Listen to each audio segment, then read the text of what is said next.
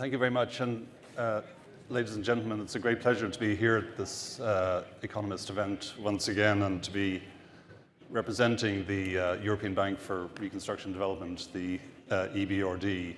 I just want to say a few words about the EBRD in Greece first, and then I'll come to SME financing. So the EBRD has been investing in Greece for 10 years now.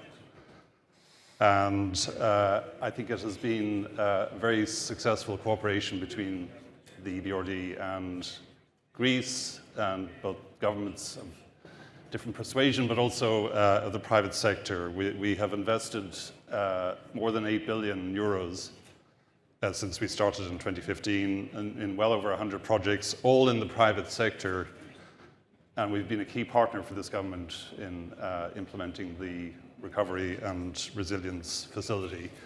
But you know that all good things must come to an end, and our mandate in Greece will end for new investments at the end of 2025. And my colleagues on the ground here have asked me to give the message that if you want to co-invest with the EBRD in Greece, you better get a move on, because we have another 7 months or so before we will stop new investments. Now, SMEs have been absolutely at the heart of our strategy in Greece since we started investing here. So our strategy emphasizes promoting competitiveness and strengthening the resilience of the financial sector. And that's all about targeting enterprises, and particularly SMEs. And we have some specific financing tools which we roll out here in Greece and in many other countries. I'll just mention our risk-sharing framework. So this is all about the EBRD sharing the credit risk with local financial institutions in projects that target EBRD priorities, particularly the green transition, regional development, and inclusion.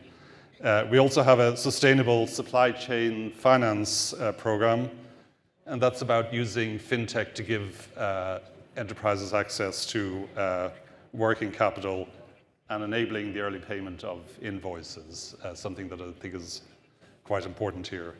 But it's not just about finance, and here I want to come to the main point I want to get across, which is that it's also about giving expert advice and consultancies.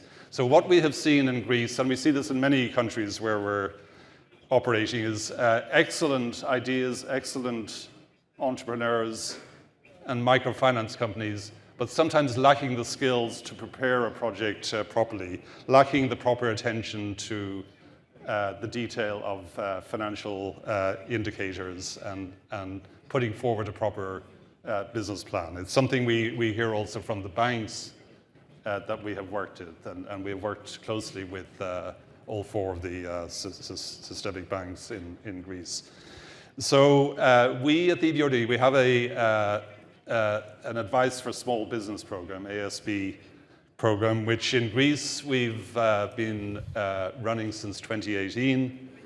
And to date, we have had more than 250 consulting projects where the EBRD, through the generosity of our donors, covers most of the cost, sometimes 100% of the cost of the consultant.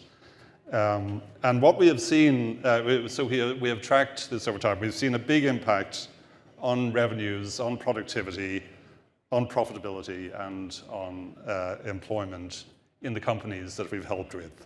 So this is the final message I want to give, that it's not just about financing, but it's also about helping entrepreneurs to prepare proposals properly so that they are more likely to get interest from banks and other financiers.